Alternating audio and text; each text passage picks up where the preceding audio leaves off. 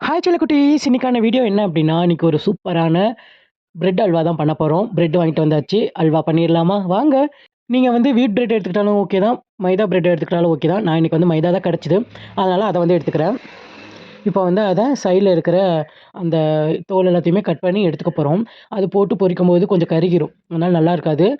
அதனால தான் சைடுல கட் பண்றேன். கட் பண்ணிட்டு இத நாலா கட் பண்ணி நம்ம வந்து எண்ணெயில போட்டு பொரிச்சு எடுக்க போறோம். பாருங்க. இந்த மாதிரி இருக்கிற பிரெட் எல்லாத்தையுமே கட் பண்ணி வச்சுக்கோங்க. இப்ப என்ன பண்ணணும் அப்டின்னா, எண்ணெய வந்து ஸ்லோ ஃப்ளேம்ல தான் வந்து இத பொரிச்சு எடுக்கணும். நல்லா எண்ணெய் காஞ்சதுக்கப்புறம், ஸ்லோ ஃப்ளேம்ல தெளிவா சொல்றேன். ஸ்லோ ஃப்ளேம்ல பொரிச்சீங்கன்னா, நல்லா கோல்டன் கலர்ல வரும். அல்வாவும் ரொம்ப ரொம்ப கலர்ஃபுல்லா இருக்கும். டேஸ்ட்டாவும் இருக்கும்.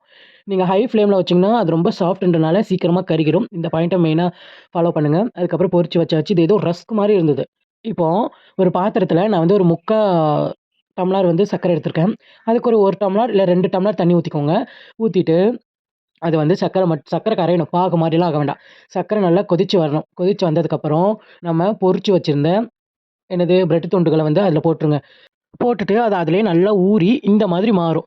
நீங்க வந்து பிரெட் அல்வாக்கு நெய்யோ, எண்ணெயோ எதுவுமே ஊத்த வேண்டாம். நீங்க பொரிச்சீங்க பார்த்தீங்களா, அந்த எண்ணெயே அது வெளிய உட்டுரும். அது வந்து உறிஞ்சிக்காது. எல்லா எண்ணெய்களையுமே வெளிய உட்டுரும். சரியா? அதனால நீங்க அதிகமாலாம் இதுக்கு எண்ணெய் தேவையில்ல. பொரிக்கிறதுக்கு தேவைப்படும்.